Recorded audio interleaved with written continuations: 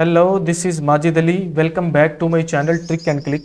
आज की इस वीडियो में हम स्कूल का फ़ी मैनेजमेंट सिस्टम बनाने वाले हैं जो कि फुली डायनामिक होगा और फुली ऑटोमेटिक होगा। मैं थोड़ा सा आपको इसका डेमो देता हूं। सबसे पहले यहाँ पर देखिए, मेरे पास मंथ है। स्टूडेंट की जिस भी मंथ की फ़ी को हमने एंटर करना है, हम सिंपली वहाँ पर जाके शिफ्ट प्लस पी को प्रेस करेंगे तो एक टिक लग जाएगा और उससे क्या होगा, यहाँ पर पेड मंथ में उसकी एंट्री हो जाएगी और रिमेनिंग मंथ से वो जो है माइनस हो जाएगा, डिडक्ट हो जाएगा। इसी तरह से आगे हमारे पास दो सेल्स हैं, एक प्रोजेक्ट और एक असाइनमेंट के नाम से। अगर उस स्टूडेंट की सभी मंथ की फी जो है वो दे चुका है, लेकिन उसने प्रोजेक्ट जो है उस प्रोजेक्ट को जमा नहीं करवाया, असाइनमेंट को जमा नहीं करवाया, तो वो एग्जाम के लिए एलिजिबल नहीं होगा। यहाँ पर नॉट एलिजिबल आ रहा है। अगर वो प्रोजेक्ट को भी जो है वो जमा करवा देता है लेकिन असाइनमेंट नहीं देता, तब भी वो नॉट एलिजिबल है। लेकिन जैसे ही वो प्रोजेक्ट और असाइनमेंट दोनों क्लियर करता है, उसके साथ साथ वो सभी फी को भी क्लियर कर देता है, तो ऑटोमेटिकली वो स्टूडेंट हो जाएगा एलिजिबल एग्जाम के लिए। जैसे ये देखिए, यहाँ पर ऑटोमेटिकली अपडेट हो रहा है। वो स्टूडेंट्स जो कि फी दे चुके हैं, प्रोजेक्ट और असाइनमेंट क्लियर कर चुके हैं, उनके एग्जाम के लिए एलिजिबिलिटी यहाँ पर शो होती है। और जो नहीं दे चुके, इसमें से कोई भी एक चीज मिस है, वो नॉट एलिजिबल यहाँ पर हमें शो होंगे। उसके साथ साथ इस पूरे की पूरी शीट में जो फी जमा हो रही है मंथली फी के हिसाब से, उसका कॉमुलेटिव हमें यहाँ पर मिलता है। टोटल स्टूडेंट्स हमें यहाँ पर मिलते हैं, टोटल फी जो कलेक्ट होगी उसका रिकॉर्ड यहाँ पर होगा, जितनी फी अब तक स्कूल कलेक्ट कर चुका है और जितना अभी तक उस क्लास की फी रहती है वो सभी हमें ऑटोमेटिकली यहाँ पर मिलेगी। इसके अलावा ये शीट फुली डायनामिक है। फॉर एग्जांपल, एक न्यू स्टूडेंट को हम एंटर करते हैं। मैं यहाँ पर जाके एक न्यू नेम लिखता हूँ। मैं यहाँ पर जाके लिखता हूँ खालिद। मैंने जैसे ही खालिद लिख के टैब को प्रेस किया तो ये देखिए बाकी सभी कॉलम ऑटोमेटिकली ऐड हो गए। यहाँ पर हम क्या करेंगे, सीरियल नंबर या रोल नंबर जो भी उसका वो देंगे। क्लास की एंट्री करते हैं। क्लास की एंट्री करने के बाद उसकी मंथली फी को हम ऐड करेंगे। तो आगे फार्मूलाज ऑटोमेटिकली अप्लाइड है। जैसे जैसे हम चीज़ों को एंटर करते जाएंगे वैसे वैसे जो है वो जो आगे जो उसकी डिटेल्स हैं वो ऐड होती जाएंगी। फॉर एग्जांपल, मैं इसको आगे पेस्ट कर लेता हूँ। ऐसे ये देखिए, मैंने यहाँ तक इसको पेस्ट कर लिया और यहाँ पर भी जाके इसकी असाइनमेंट्स और इसकी जो प्रोजेक्ट उसको ऐड किया, तो ये स्टूडेंट यहाँ पर एलिजिबल हमें शो हो रहा है। तो ये है आज की शीट जो हम इस वीडियो में बनाएंगे। अगर आप किसी भी स्कूल में डाटा एंट्री का काम करते हैं तो वीडियो आपके लिए बहुत ज़्यादा इंपॉर्टेंट है। आइए वीडियो को स्टार्ट करते हैं। वीडियो का एंड तक देखिएगा, इसमें आपको सीखने के लिए बहुत कुछ मिलने वाला है। वीडियो को स्टार्ट करते हैं। MS एक्सेल की इस शीट में मैंने स्टूडेंट्स के कुछ क्रेडेंशियल्स यहाँ पर ऑलरेडी लिख रखे हैं, जिनमें roll number, student name, class और मंथली फ़ी है। हम क्या करते हैं, सबसे पहले इस पूरी शीट को कुछ ऐसे सिलेक्ट कर लेते हैं और इसकी अलाइनमेंट को मिडल एंड सेंटर कर लेते हैं और उसके साथ Ctrl+B से इसको बोल्ड कर लेते हैं।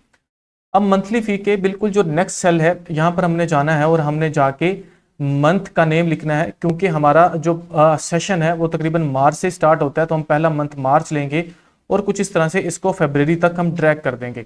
तो जैसे हम फरवरी तक ड्रैग करेंगे तो सभी मंथ के नेम हमें ऑटोमेटिकली यहाँ पर मिल जाएंगे। उसके बाद हम क्या करते हैं, बिल्कुल इसके नेक्स्ट सेल में हमने यहाँ पर हेडिंग देनी है प्रोजेक्ट की, ताकि हम यहाँ पर प्रोजेक्ट का लिख सकें कि क्या स्टूडेंट प्रोजेक्ट कंप्लीट कर चुका है या नहीं कर चुका। और उसके बिल्कुल नेक्स्ट सेल में हम लिखेंगे असाइनमेंट की हेडिंग। तो मैंने यहाँ पर असाइनमेंट लिख लिया। असाइनमेंट लिखने के बाद अब हमने यहाँ पर फ़ी की डिटेल देनी है कि स्टूडेंट ने कितने मंथ की फ़ी दे दी और कितने मंथ की फ़ी उसकी बाकी है। जिसमें सबसे पहले हमने लिखना है पेड मंथ, मतलब उसने कितने मंथ की फ़ी जो है वो पे कर दी है। और बिल्कुल उसके नेक्स्ट सेल में हमने लिखना है रिमेनिंग मंथ्स। तो मैं यहाँ पर जाके रिमेनिंग मंथ की हेडिंग दे देता हूँ। और बिल्कुल उसके नेक्स्ट सेल में हमने यहाँ पर एग्जाम एलिजिबिलिटी की हेडिंग देनी है, ताकि हम देख सकें कि क्या ये जो स्टूडेंट्स है ये एग्जाम के लिए एलिजिबल है या नहीं है। अगर वो एलिजिबल है तो वो एग्जाम में बैठ सकता है, अदरवाइज वो एग्जाम में नहीं बैठ सकता।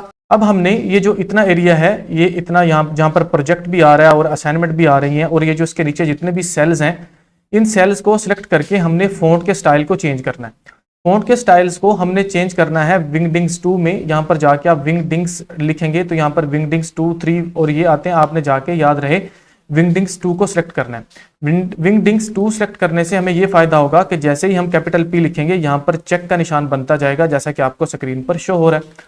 सिंपल। अब हमने क्या करना है, थोड़ी सी फॉर्मेटिंग करनी है। फॉर्मेटिंग में ये जो इतने एरिया है इसको सिलेक्ट करके यहाँ पर इसका कोई बैक कलर हम फिल कर लेते हैं। तो मैं यहाँ पर जाके कुछ ऐसे ब्लू और 4 कलर में इसका कर लेता हूँ व्हाइट। और इसी तरह से ये जो मंथ वाला एरिया है, इतने एरिया को सिलेक्ट करके यहाँ पर हम इसका बैक कलर कर लेंगे येलो।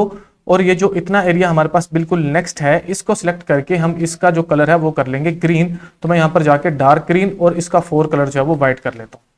अब हमने यहाँ पर इसकी मजीद फॉर्मेटिंग करनी है। ये जो नीचे वाला एरिया है इसको सिलेक्ट करके, बल्कि अब इस पूरे के पूरे एरिया को हम ऐसे करते हैं सिलेक्ट करने के बाद यहाँ पर हम ऑल बॉर्डर अप्लाई कर देते हैं। ऑल बॉर्डर को अप्लाई करने के बाद अब हमने ये जो इतना एरिया है इसको सिलेक्ट करना है और यहाँ पर लाइट ब्लू कलर जो है वो सेट कर लेना है। तो यहाँ से कुछ ऐसे हम जो है वो लाइट ब्लू करते हैं और इतने एरिया को सिलेक्ट करके यहाँ पर हम जो है लाइट पिंक कलर को सिलेक्ट कर देंगे और ये जो हमारे पास एरिया है इसको सिलेक्ट करके हम जो है यहाँ पर जो है वो लाइट ग्रीन कलर जो है उसको सेट कर देते हैं।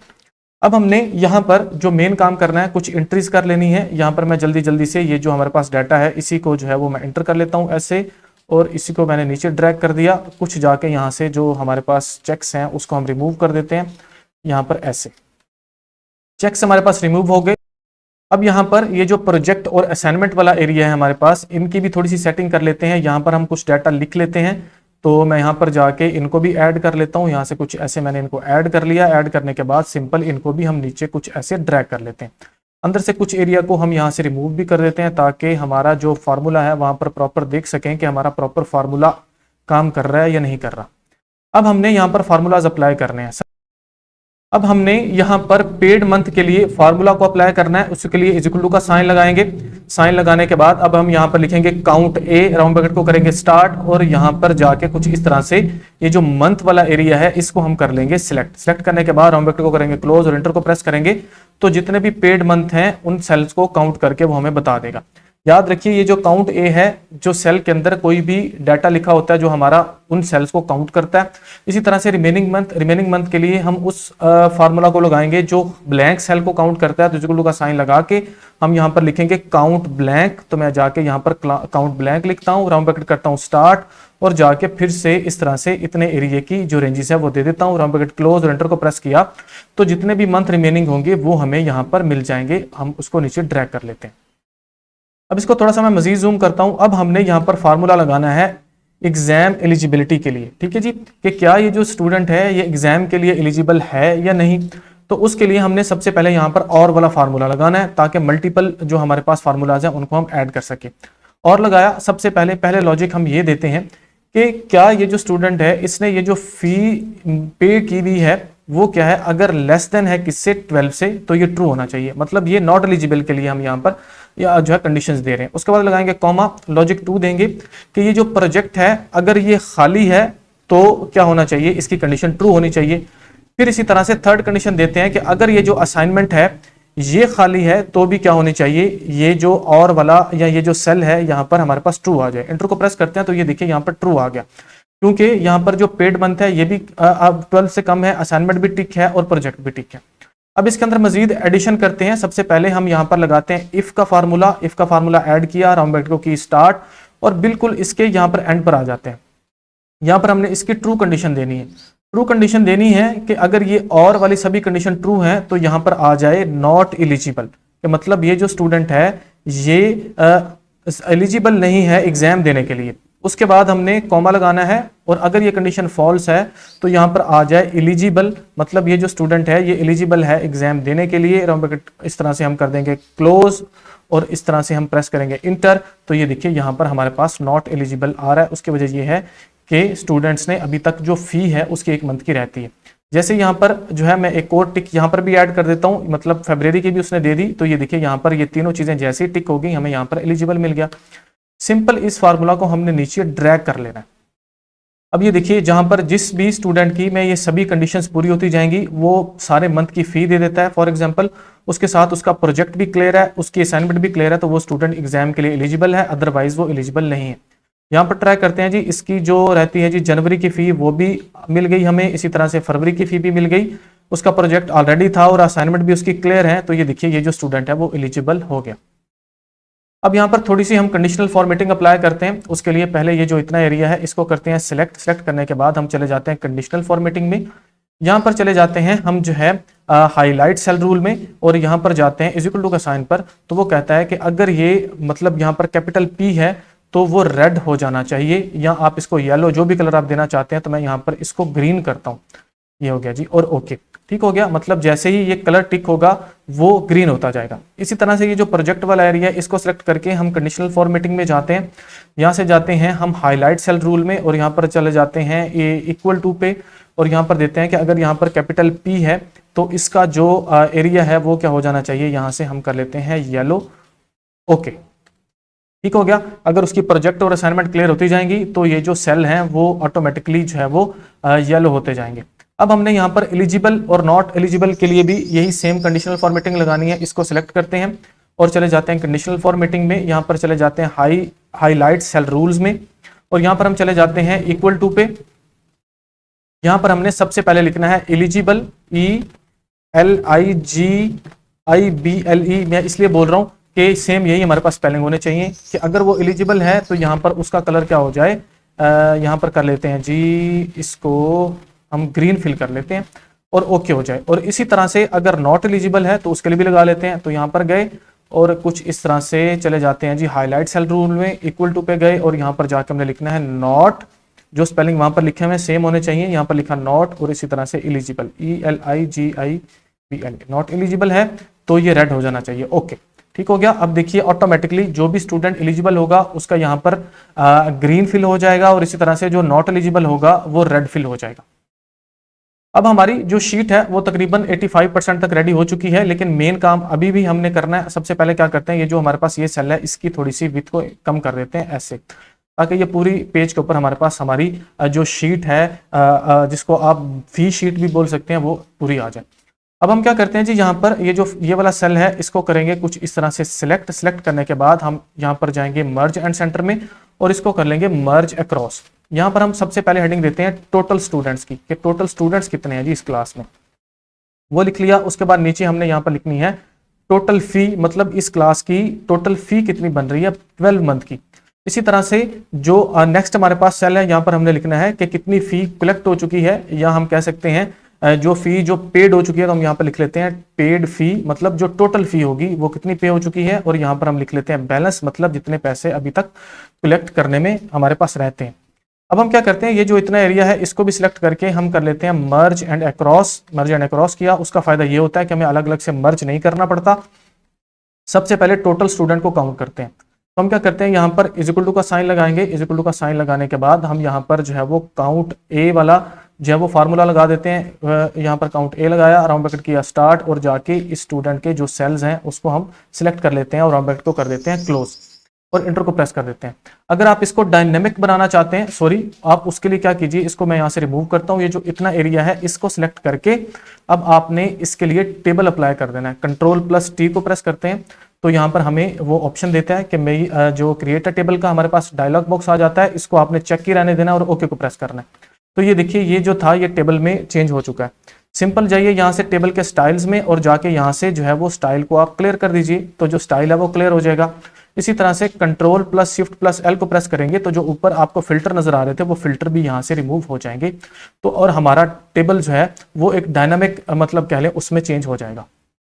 अब हमने क्या करना है, यहाँ पर सिंपल इज इक्वल टू का साइन लगाना है। इज इक्वल टू का साइन लगाने के बाद यहाँ पर हम लिखते हैं काउंट ए को लगाया, राउंड ब्रैकेट किया स्टार्ट, और इसी तरह से ये जो इतना एरिया है इसको हमने इसकी रेंजेस दे देनी है। राउंड ब्रैकेट क्लोज और एंटर को प्रेस करना है तो हमें टोटल स्टूडेंट की तादाद बता रहा है। अब हमने पेड फी निकालनी है, मतलब अब तक कितनी फी कलेक्ट हो चुकी है स्कूल को स्टूडेंट से। उसके लिए हमने फिर से सम का फंक्शन लगाना है। सम लगाया, राउंड ब्रैकेट किया स्टार्ट करने के बाद अब हमने ये यहाँ पर जो पेड मंथ वाला सेल्स हैं इनको कर लेना है सिलेक्ट करने के बाद हमने जो है इसको मल्टीप्लाई कर देना है मंथली फी के साथ। तो मंथली फी कितनी है 3000 है। इंटर को प्रेस करते हैं तो यहाँ पर हमारे पास जो फी कलेक्ट हो चुकी है वो हमें मिल गई। बैलेंस मतलब अब तक कितनी रिमेनिंग है उसके लिए इक्वल टू का साइन लगाएंगे। टोटल फी में से हम माइनस कर देंगे जितनी फी अब तक कलेक्ट हो चुकी है और इंटर को प्रेस करेंगे तो हमारे पास बैलेंस आ जाएगा। इतने एरिया को हम करते हैं सिलेक्ट और इनकी थोड़ी सी जो हाइट है वो बढ़ा लेते हैं ऐसे। इसकी भी हाइट को हम थोड़ा सा इंक्रीज कर लेते हैं। इंक्रीज करने के बाद ये जो एरिया है इसको किया सिलेक्ट और यहाँ पर जाके इसको कोई कलर दे देते हैं ऐसे, और इसको हम कर लेते हैं ऑल बॉर्डर और इसका 4 कलर कर लेते हैं वाइट। इसी तरह से ये जो हमारे पास एरिया है इसको भी कर लेते हैं बड़ा ऐसे, और इसको भी सिलेक्ट करके इसकी जो साइज है उसको भी हम बड़ा कर लेते हैं। बड़ा करने के बाद इसके फ़ॉन्ट के स्टाइल को हम चेंज करते हैं। तो मैंने जाके यहाँ पर फ़ॉन्ट के साइज़ को चेंज किया। इसका जो 4 कलर है वो ब्लैक ही रहने देते हैं ताकि थोड़ा सा भी हमें जो है वो कलरफुल नजर आए। इसको भी सिलेक्ट करके यहाँ पर हम जो है फिर से वही, और इसका भी फ़ॉन्ट का स्टाइल हम चेंज कर लेते हैं। चेंज करने के बाद हमने इसको भी ऑल बॉर्डर कर देना है। अब ये जो इतना एरिया है इसको हम करेंगे सिलेक्ट करके इसको कर देंगे मर्ज एंड सेंटर और यहाँ पर स्कूल की हेडिंग दे देंगे। तो मैं यहाँ पर जाके स्कूल की हेडिंग दे देता हूँ। अब हमने इसके फ़ॉन्ट के साइज़ को कर लेना है बड़ा, ऐसे सेलेक्ट किया और इसके फ़ॉन्ट के साइज़ को कर लेते हैं बड़ा, ऐसे बड़ा हो गया जी। अब इसके जो फ़ॉन्ट का स्टाइल है उसको भी चेंज कर लेते हैं और इसका जो बैक कलर है वो कोई ना कोई हम यहाँ पर फिल कर लेते हैं। तो हम यहाँ पर जाते हैं ऐसे और जाके इसका जो बैक कलर है वो करते हैं ब्लू और 4 कलर कर लेते हैं ऐसे वाइट।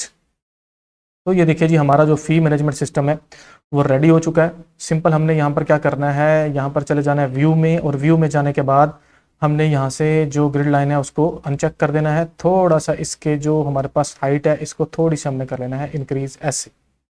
अब यहाँ पर देखिए फॉर एग्जांपल मैं एक मजीद एंट्री करता हूँ, यहाँ पर जाता हूँ नीचे और यहाँ पर मैं जाकर लिखता हूँ काशिफ अली। तो ऑटोमेटिकली देखिए यहाँ पर हमारे पास फार्मूलाज भी ऑटोमेटिकली अप्लाई हो गए। यहाँ पर उसकी जो बाकी डाटा है वो हमने सिर्फ यहाँ पर इंटर करना होगा। मतलब हमारी जो फ़ी सिस्टम है, फ़ी मैनेजमेंट सिस्टम, वो 100% तक रेडी हो चुका है।